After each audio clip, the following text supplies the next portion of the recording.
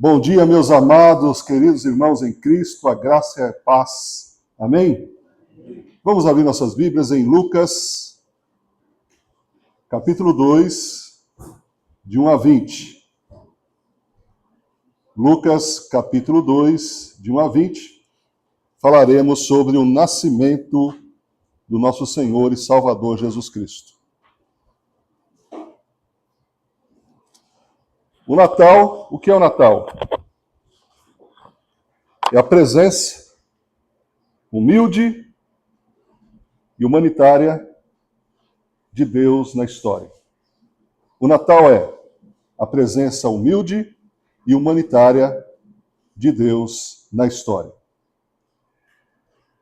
O Natal é um evento redentor que cumpre várias profecias do Antigo Testamento. Vejamos algumas delas. Isaías capítulo 7, e nós vamos falar do texto base à medida que nós vamos avançando aqui na própria mensagem, ok? Então, deixa o dedinho aí marcando, ou marca a página em Lucas 2, de 1 a 20, e vamos para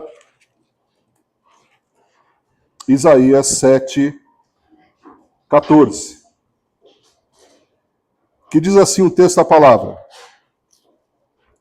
Portanto, o Senhor mesmo lhes dará um sinal, eis que a virgem conceberá e dará à luz a um filho, e lhe chamará Emanuel. Portanto, destaque aí para a palavra Emanuel, significa, no texto original, Deus conosco. Também, Isaías capítulo 8, versículo 8, vai dizer assim: Penetrarão em Judá, inundando e passando por ele, e chegarão até o pescoço. As suas asas estendidas cobrirão a largura de toda a sua terra. Ó Emanuel. De novo nós temos aí a menção do Emanuel. Então é um evento redentor que cumpre as profecias, e esse é o entendimento, inclusive, do evangelista Mateus. Vá para Mateus capítulo 1, versículo 23. Mateus 1, 23, vai dizer assim o texto da palavra: Eis que a virgem conceberá e dará à luz a um filho, e ele será chamado pelo nome Emanuel. Então, só para destacar aqui 3 textos, 2 em Isaías e 1 no Novo Testamento, em Mateus, falando sobre a respeito do Emanuel, o Deus conosco, né?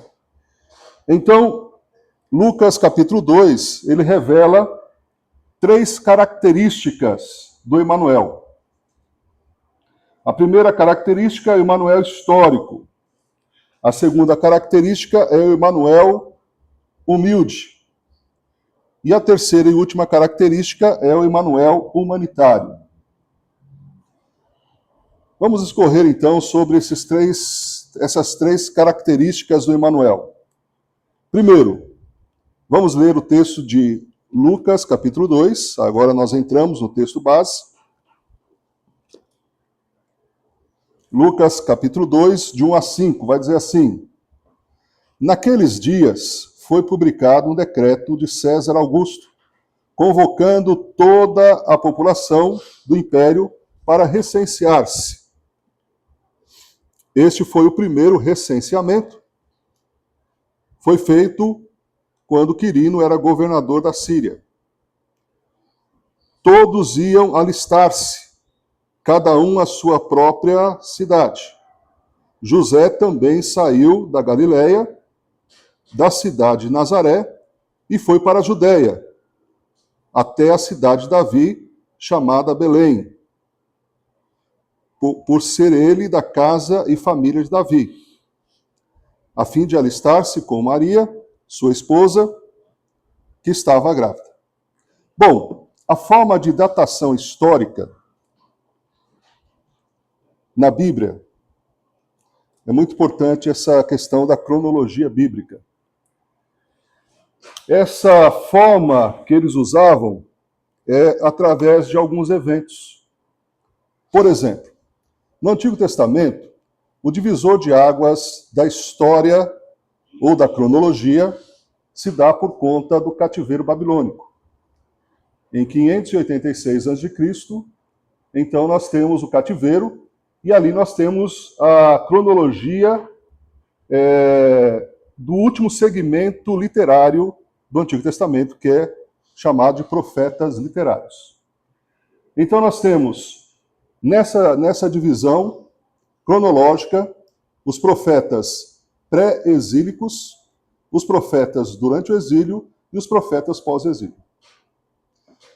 Nós temos a volta do cativeiro babilônico, depois de 70 anos, e muito dos eventos do Antigo Testamento e Novo Testamento, eles não eram datados pelo nosso como nós fazemos ao ter o nosso calendário. Mesmo porque os arqueólogos descobriram que Jesus, que o ano zero, ele acontece antes de 5 a 7 anos.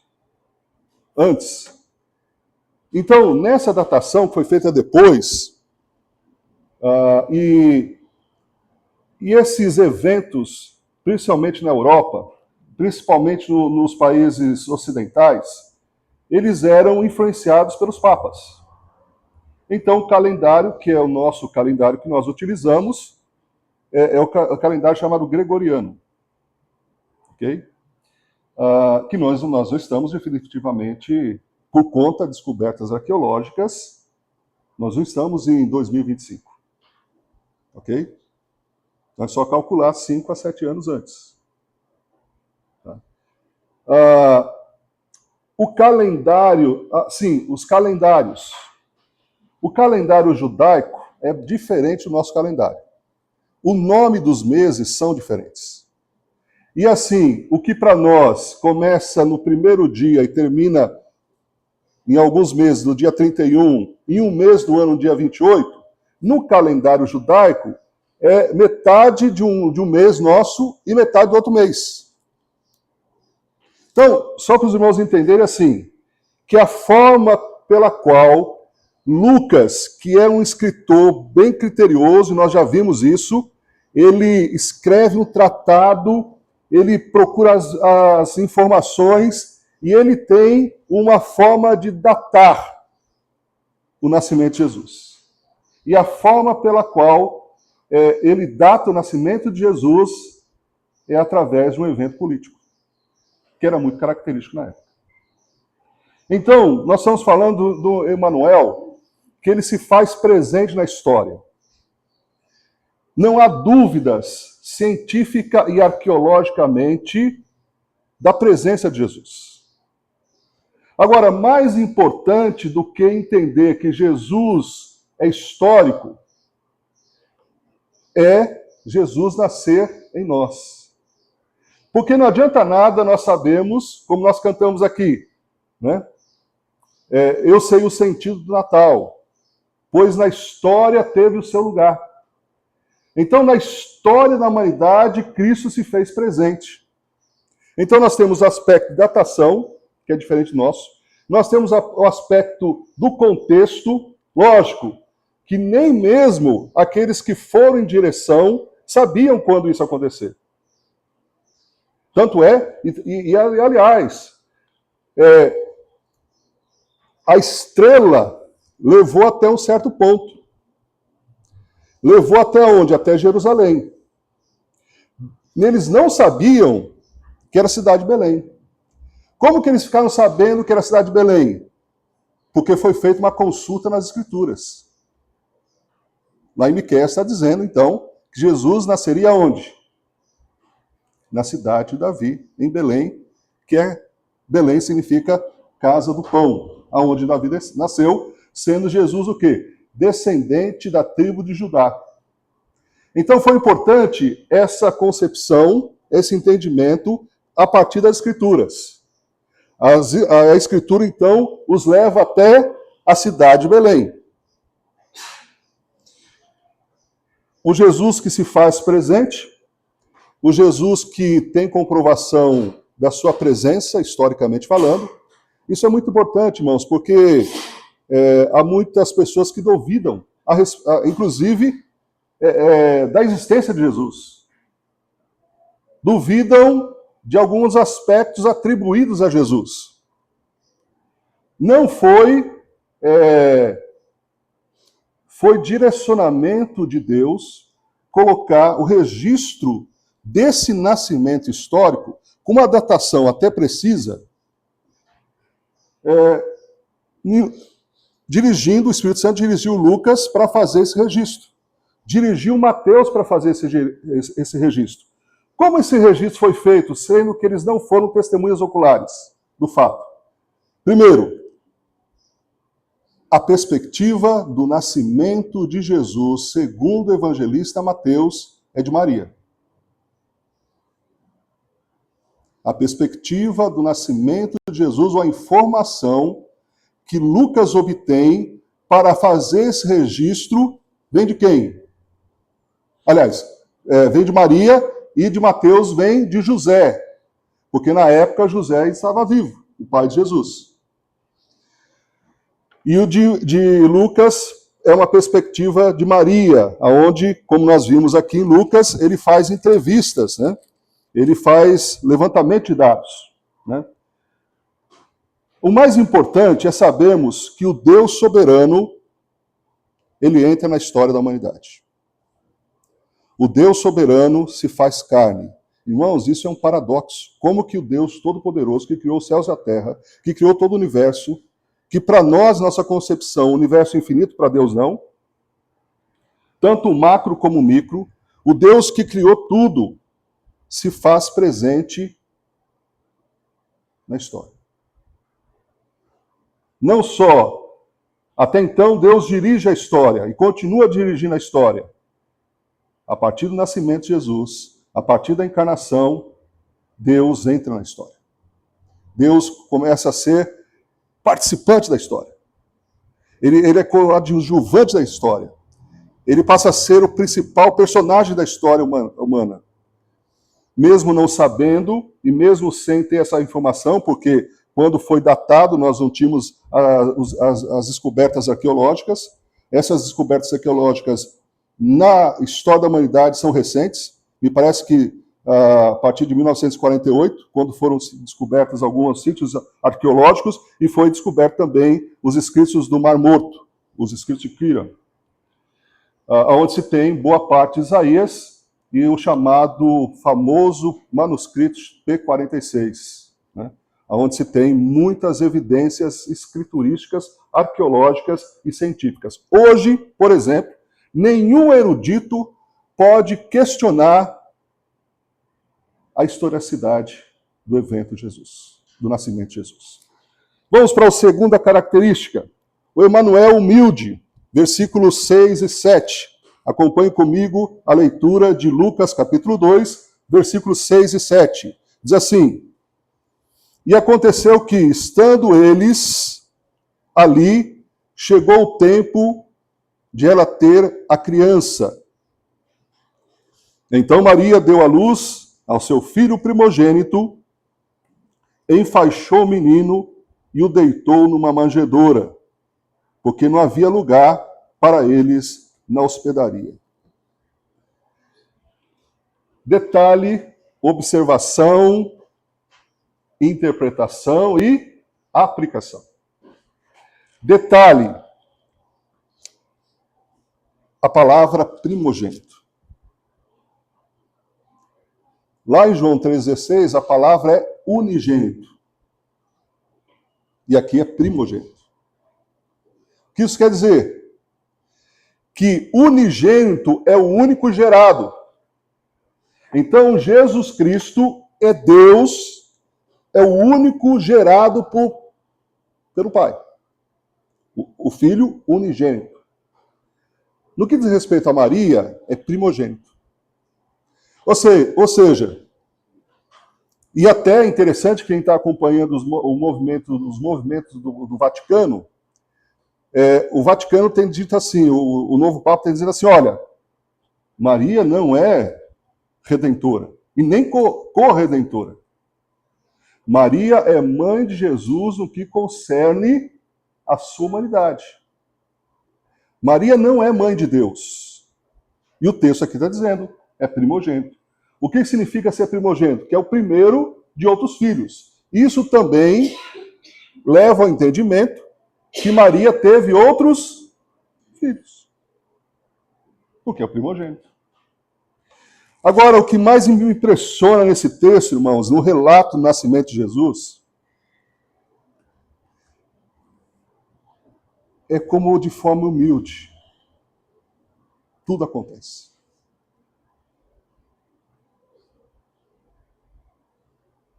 Os anjos,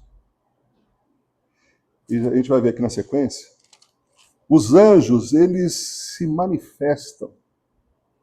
Eles fazem um coral angelical. Irmãos, não é bonito a gente ouvir um belo coral com músicas natalinas? E cada canção, eu fiz parte de coral há muito tempo, né? Sempre cantando a voz baixo, né? Por conta da voz mesmo, né? Sempre cantando a voz. Uma vez, eu me lembro tenor, mas era a época que as igrejas, e é a época que as igrejas se preparam para anunciar o nascimento de Jesus, para adorar a Deus, para adorar a Jesus Cristo. E ali, então, cada música, tem ainda algumas letras das músicas, algumas músicas na mente, né? Dos corais que fizemos parte. Mas é interessante, irmãos, que o coral dos anjos, ele fez uma apresentação única para humildes pastores. Ponto. Não teve cobertura, não teve reapresentação. Eles não apresentaram em Jerusalém, se apresentaram nas colinas, próximo ali do evento.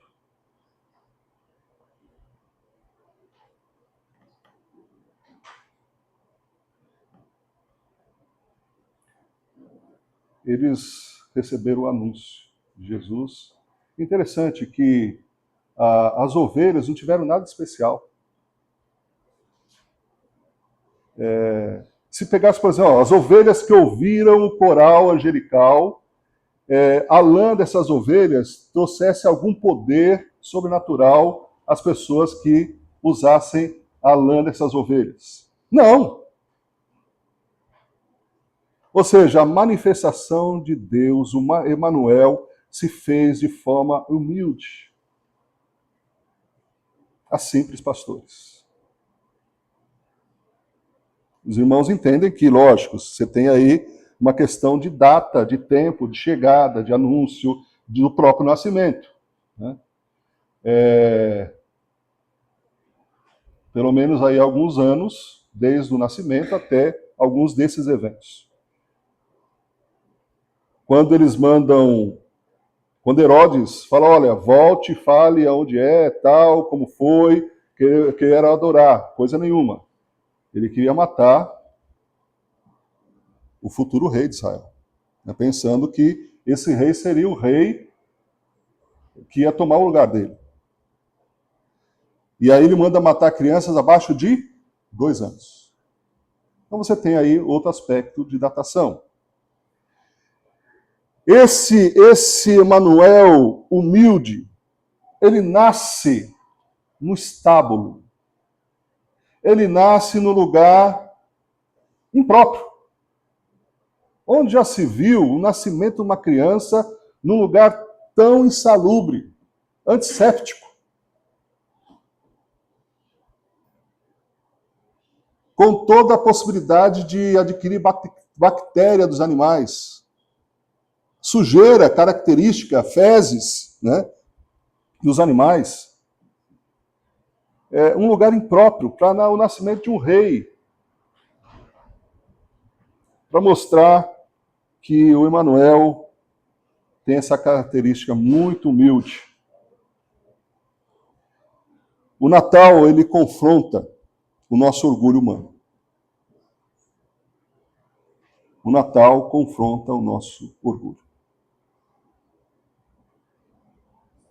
Como pode um rei todo-poderoso, criador de tudo, vir de forma tão humilde? E não só foi o nascimento humilde, a vida de Jesus foi humilde. Ele não adquiriu posses. Quando os discípulos foram começar a seguir, falaram: as raposas têm seus lugares, seus covis. O Filho do Homem não tem aonde reclinar a cabeça. Jesus não adquiriu patrimônio, nada disso.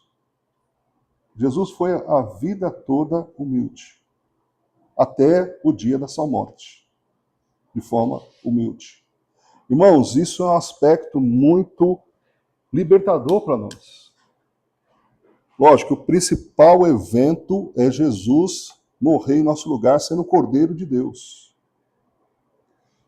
Interessante que a primeira palavra que João Batista fala ao ver Jesus foi: eis o Cordeiro de Deus. Cordeiro é um animal humilde, manso, geralmente. Jesus, então, o Emanuel, ele é humilde. Terceira e última característica do Emanuel.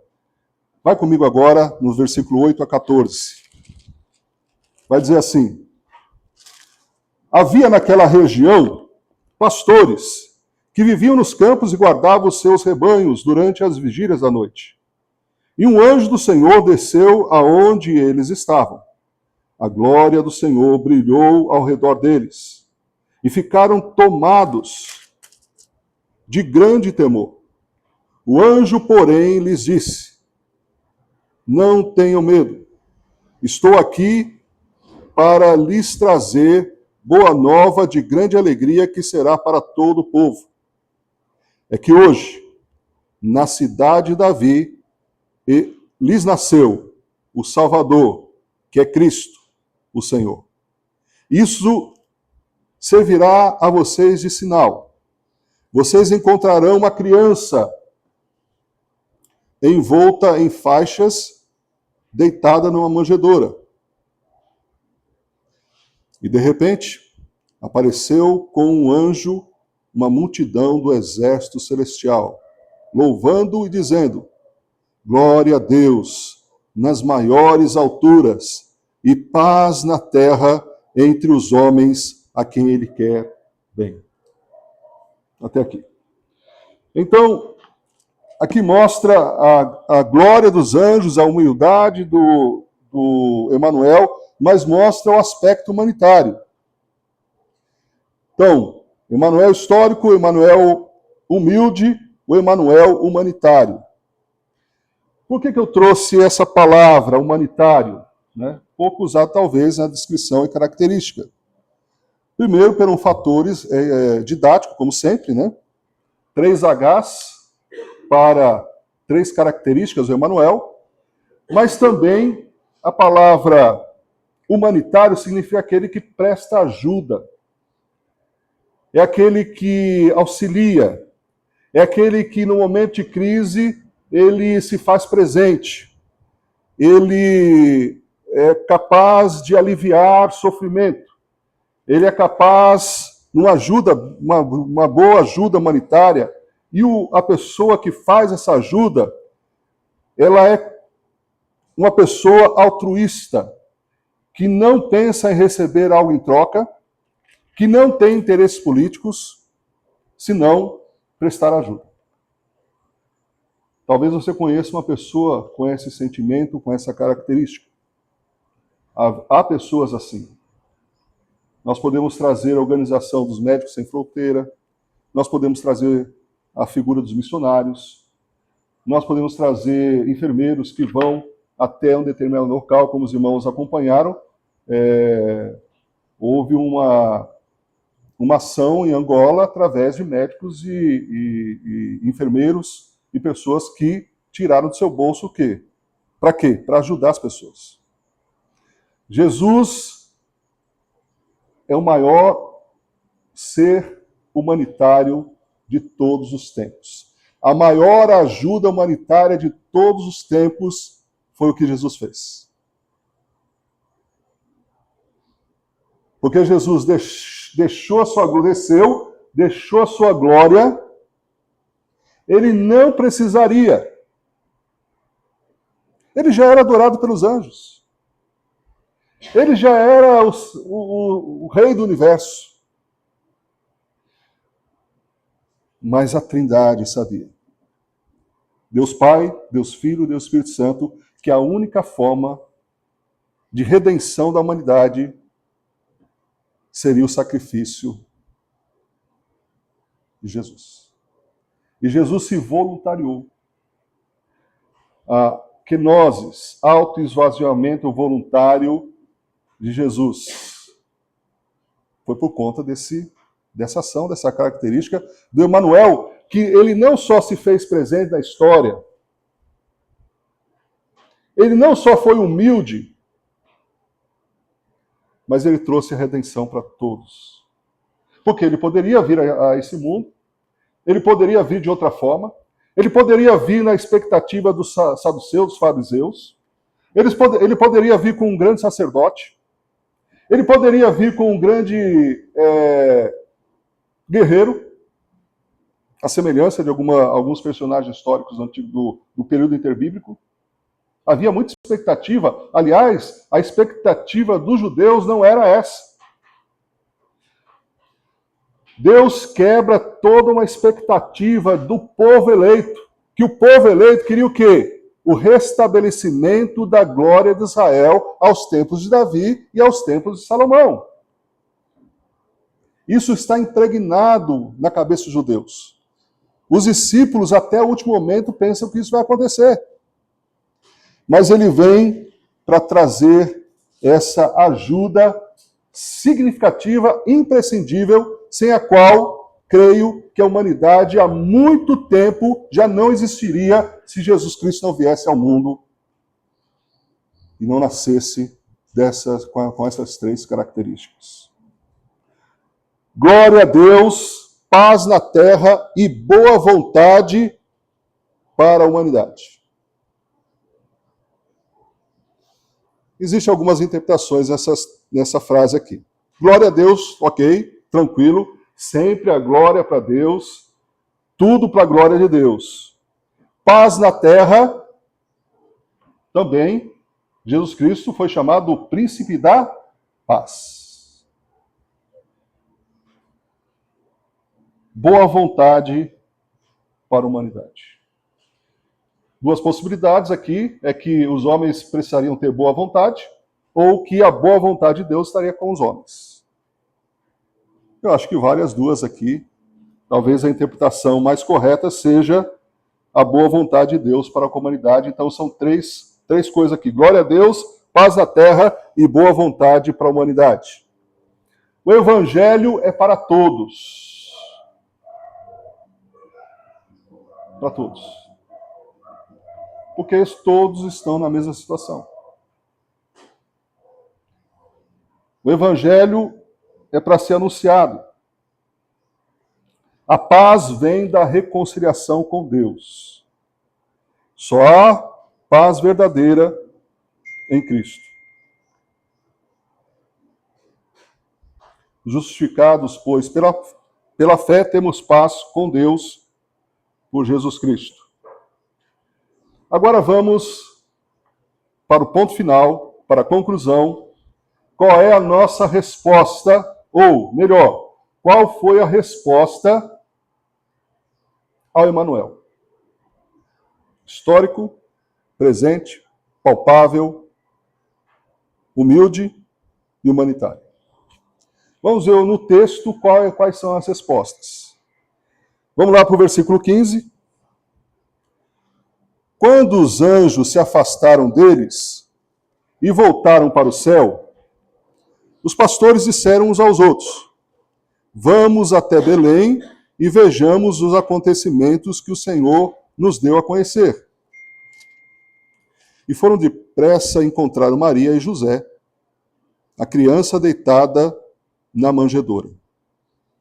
E vendo isso, divulgaram o que lhes tinha sido dito a respeito desse menino. Todos os que ouviram se admiraram das coisas relatadas pelos pastores. Maria, porém, guardava todas estas palavras, meditando-as no coração. E os pastores voltaram glorificando e louvando a Deus por tudo que tinham ouvido e visto, como lhes tinha sido anunciado. O que nós vemos aqui, irmãos?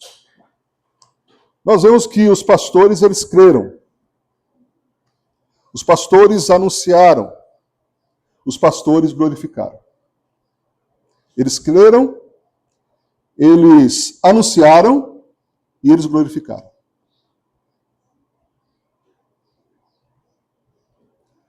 Qual deve ser nossa reação em relação ao nascimento de Jesus? Primeiro, precisamos crer. Crer no quê?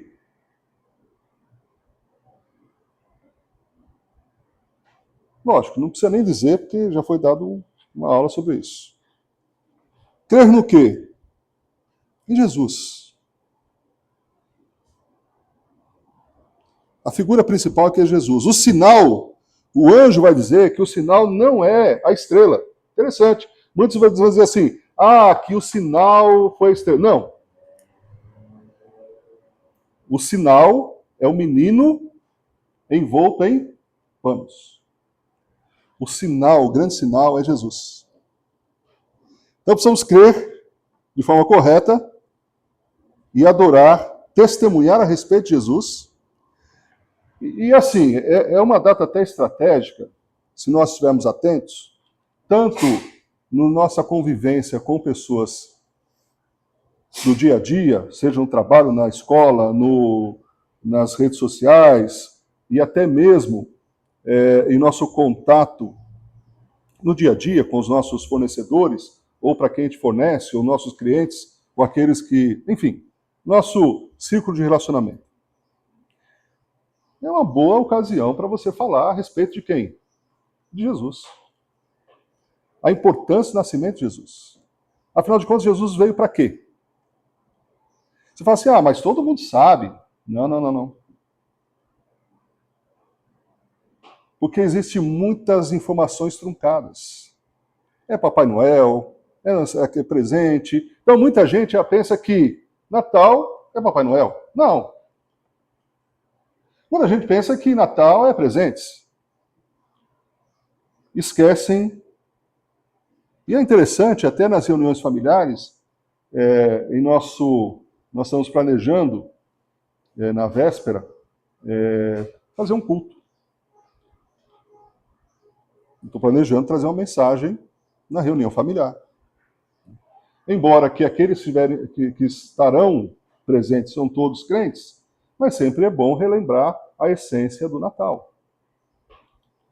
A essência do nascimento de Jesus. E o que nós adoramos? A Jesus. É um momento estratégico também para ter ações como igreja.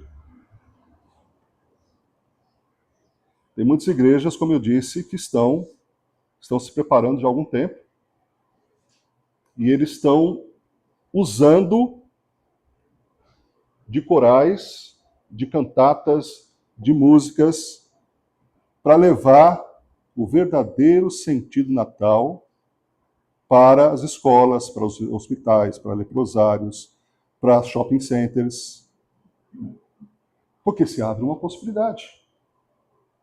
Precisamos sempre pensar no avanço do reino de Deus, no anúncio da palavra e na adoração correta, que é a adoração a Jesus Cristo. As demais coisas são periféricas. As demais coisas para nós não têm valor. O valor é o nascimento de Jesus, no qual nós devemos crer, testemunhar e adorar. Amém? Vamos orar? Senhor nosso Deus, obrigado por tua palavra que traz a verdadeira essência dessa data que se popularizou já há muitos anos, no qual muitos participam, Pai, desse evento, sem saber o verdadeiro sentido do Natal, sem saber que o Criador de todas as coisas, na pessoa de Jesus Cristo, veio ao mundo. E isso mudou a história da humanidade. A humanidade é dividida, a história, a datação é dividida antes de Cristo e depois de Cristo. Foi o principal evento, a encarnação de Deus, cumprindo as profecias do Antigo Testamento, o Emanuel, Deus conosco.